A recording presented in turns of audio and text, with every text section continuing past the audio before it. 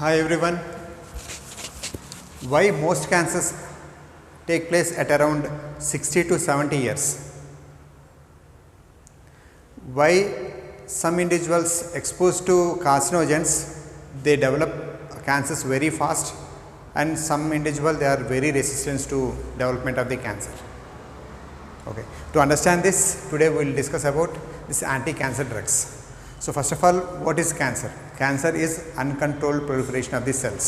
Here the cells will not follow the normal regulations, which is control its apoptosis and tumor suppression, etc.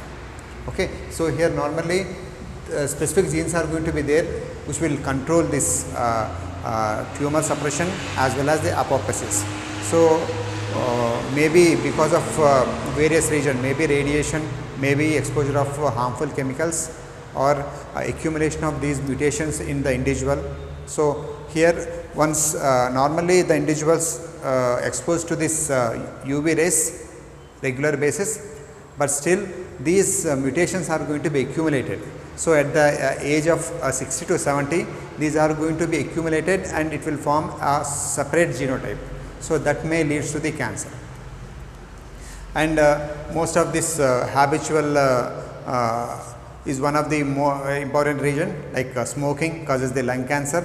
Okay, likewise the viruses, normally what these for example hepatitis B virus and C virus, which will cause the hepatocellular carcinoma.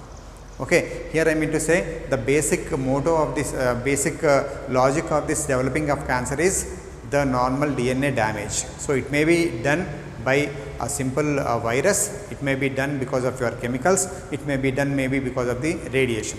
So ultimately, so that causes the disruption of this apoptic genes or tumor suppressor genes that leads to the development of cancers. Okay. So, before going to the cancer, first let us understand like what is basically a cell cycle is. Okay. Cell cycle. So, here normally the cells are going to be after the proliferation is going to be take a bit that particular phase is called as G0 phase. So, where the proliferation of the cells is not going to be continued. So, it is depending on a particular cells. Say for example, it is a neural.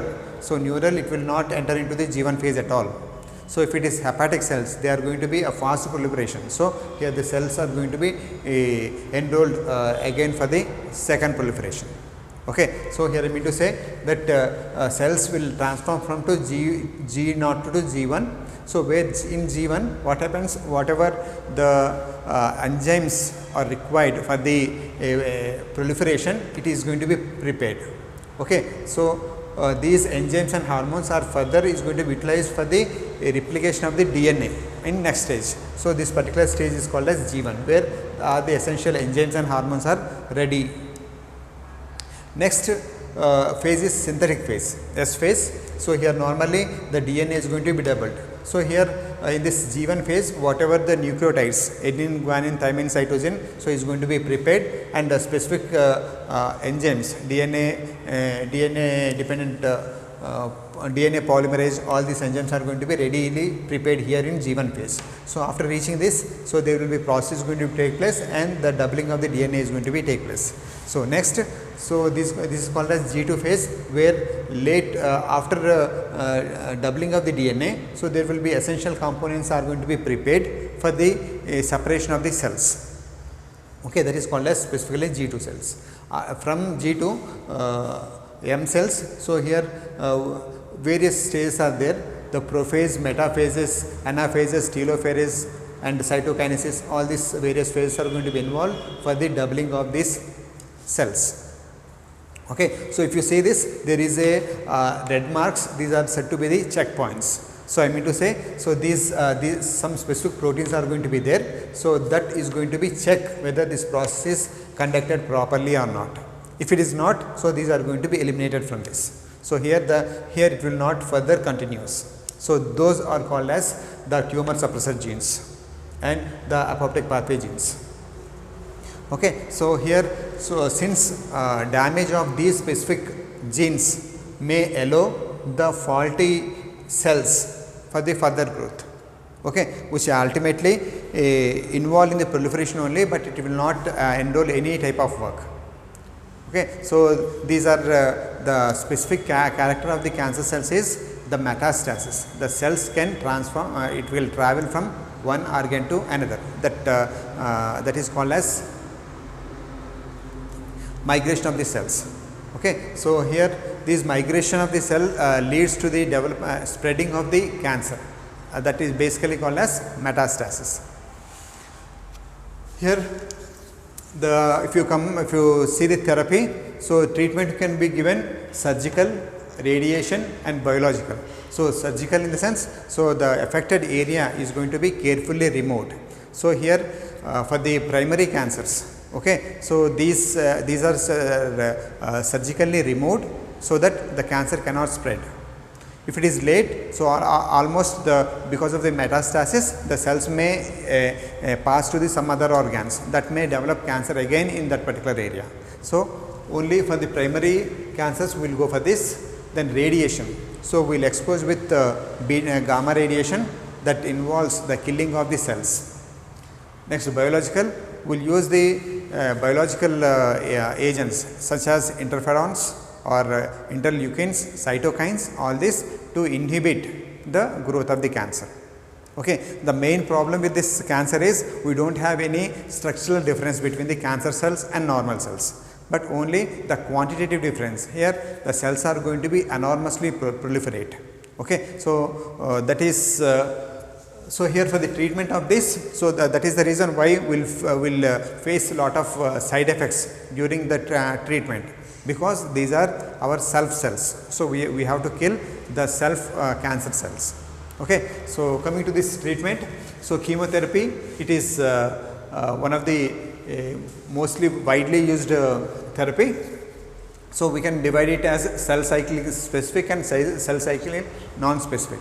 Cell cycle specific in the sense, so antimetabolites. So, normally, so here from the G1 to the S phase, so here there will be need of so much nucleotides, purine, pyrimidines, all these are needed and various enzymes has to be prepared in this particular phase. So, what happen in cytarabine? So, this is analog of cytosine, okay, 6-mercaptopurine. So, purine analog, thioguanine, guanine analog, 5-fluorouracil, so uracil analog, methotrexate. Okay. So, methotrexate, which is inhibit this dihydrofolate reductase, and it will inhibit the dihydrofolate and tetrahydrofolate. Ultimately, the nucleotides are going to be inhibited. So, this is the mechanism of these drugs by which will inhibit in this particular phase, G1 phase.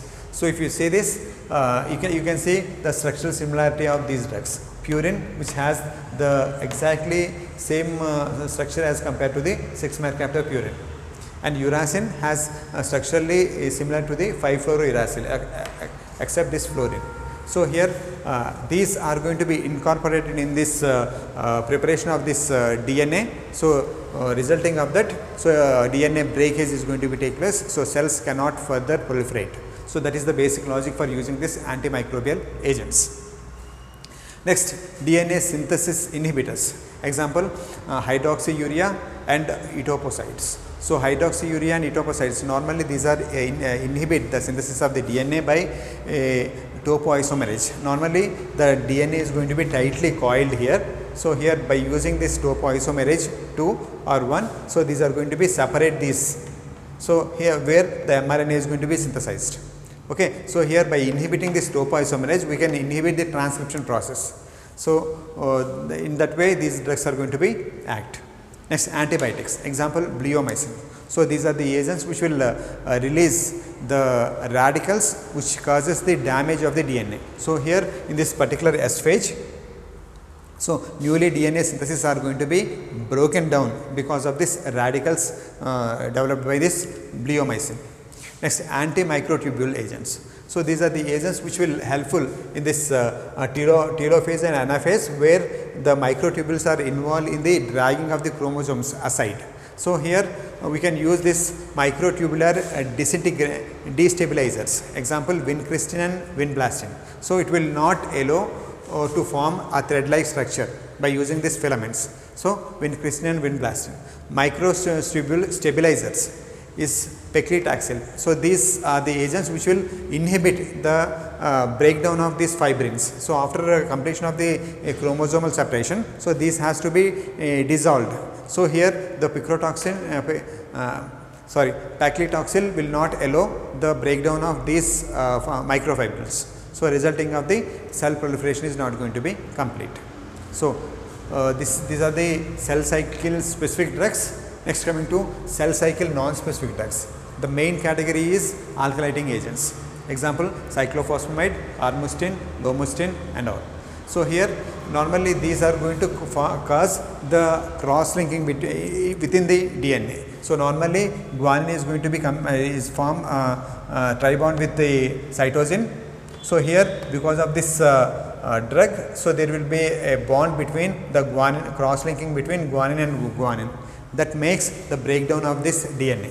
So, this DNA cannot further proliferate. So, in that way these alkylating agents are going to be worked on. Next, antibiotics, doxorubicin and guanorubicin. So, these are the agents which will releases radicals which will non-specifically can kill the cells. Here these drugs cannot distinguish between the normal cells and the cancer cells. Normally high proliferating cells such as bone marrow, hair, skin, all these are going to be get affected because of the anti-cancer cells. That is the reason why the individual who is undergoing the cancer therapy is normally they lost their hair, alopecia. Okay. So, here because of this specific mechanism, so which will inhibit all the growing cells. Okay. This is how we are going to treat the cancers. Hope this video is useful. Thank you.